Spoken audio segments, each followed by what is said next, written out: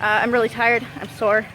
I'm just kind of, I don't know, feeling not motivated and excited.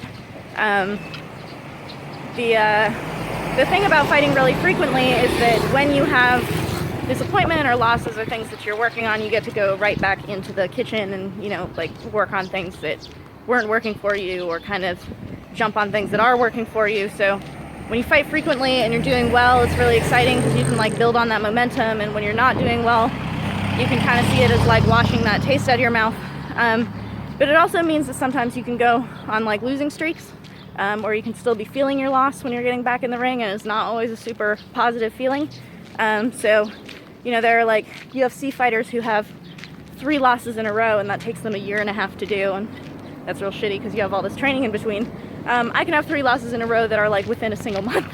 So I consider myself lucky in some senses, that's kind of my reality, but at the same time it can be really difficult to pull yourself out of stuff that you're feeling shitty about, just, you know, with like 0 time to actually really work on it. So it's a little difficult for me right now because I'm not feeling good, and it's just one of those things that like you just put your head down and keep working, and it stops mattering whether you win or lose the fight. It's just about the work that you're putting in and what you're learning from it, and kind of getting the most out of the experience as you can in order to ultimately make yourself better. Like, it's not about changing everything within 4 days, because that's not going to happen.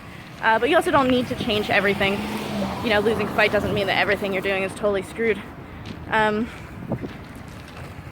So it's a little bit of just trying to like get my head right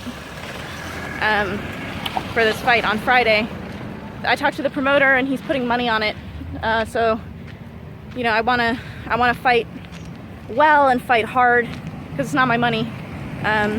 So definitely not wanting to like please other people, but also not wanting to go in there like an asshole when someone else is putting money on me and, you know, act like a I don't fucking care kind of situation when I do actually care about respecting people's belief in me, and if they want to put money on me, win or lose, I just want to fight as hard as I possibly can. Like, if you try, that's okay. Nobody gets mad at you losing if you actually try your best. In those situations, they really just want to see heart. So, trying to get my heart going. But I got a question this morning from this guy who is a supporter of mine. He's in Hawaii. He's really cool, Joseph. But he was like, how do you fight so much? Especially after losses. Like, aren't you worried about injury? And I want to fight like this, but you can't really do it in the US. And that kind of question. And the thing is, like, it's not always awesome. Like, fighting is not always awesome. I don't feel like fighting on Friday right now. Like, if I could not fight that fight, I'd be okay with that. But at the same time, I don't want to cancel that fight, and I definitely don't want to be saying no to fights because I know that I get something out of all of them.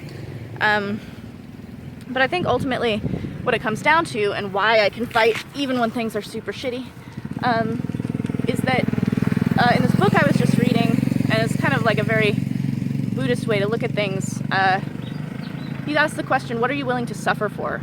You know, it's not like what are you really passionate about and what are you interested in, and what's going to make you feel good. Things that you love the most in your life don't always make you feel good. I love my parents a lot. They don't always make me feel good. I love Kevin a lot. He doesn't always make me feel good. I love Muay Thai. It doesn't always make me feel good. And so the things that you're really passionate about, the things that really you dedicate your life to, are the things that you're willing to suffer for. And Muay Thai is that, and specifically fighting is that.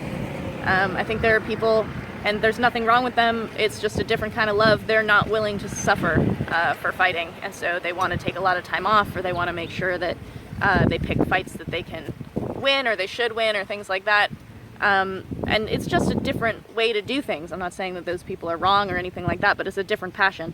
There are people who are willing to suffer things that I am 100% not willing to suffer for, and that doesn't make me a jerk, it just means that that's not my passion. So I think that that's kind of the realization that I'm holding to at the moment in trying to get this training and getting my head right, because it's mostly mental training between fights when they're this close together. I'm just trying to get my head around that and really focus on that, and you know, spend some mind gym time, as well as putting in work at the gym just to like keep my strength and energy up. So I'm still running, I'm still trying to do a lot of bag work and stuff like that, but with the tape on my head, because I didn't get stitches on my cut, that's, you know, at risk of opening up for anything. So I'm just trying to be really delicate with it, and knowing that it probably will open in my next fight, and I'll just tape it again because I have more fights after that. This month is very, very busy for me.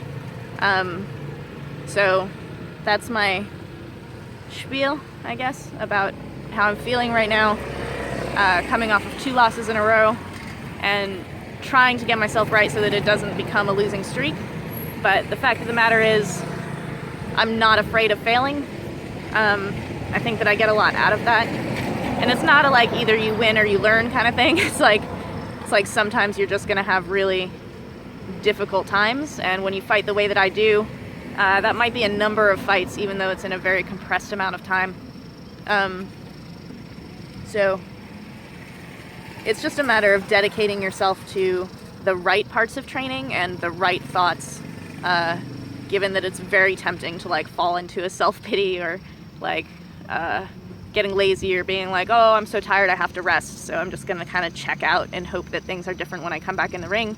I am resting, I am taking care of my body, I'm making sure that you know, I'm ready to get in the ring on Friday, but a lot of that is not checking out. A lot of that is staying focused on the things that I need to be focused on, a lot of which are mental, and just trying to keep, you know, from vegging out or something for 4 days, which would not feel excellent getting in the ring. So that's what I'm working on, that's where I'm at, and I'll talk to you guys in a little bit because I'll be fighting on Friday, so I'm sure I'll talk to you guys from the road. We're going up to Karat, and I should be doing a private session with Kem, formerly Sitsong Pinong, but he's got Kem Muay Thai Gym in Karat now, so that'll be for my patron supporters who make all of this insane going around and fighting so often and writing about it and getting content possible. So thank you everyone for your support. At my last fight, there were lots of people supporting me, lots of people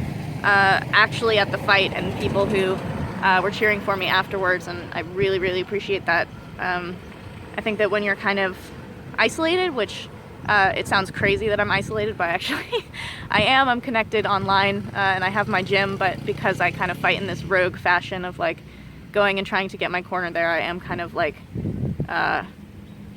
isolated to a degree, and I think that you can kind of put yourself in bad positions when you don't necessarily have that immediate connection to other people. So having that connection here with you guys actually means an incredible lot to me, so thank you very, very much. I'm gonna go cry as I walk back to my apartment. So thank you guys for watching. It's a long one. I'll talk to you.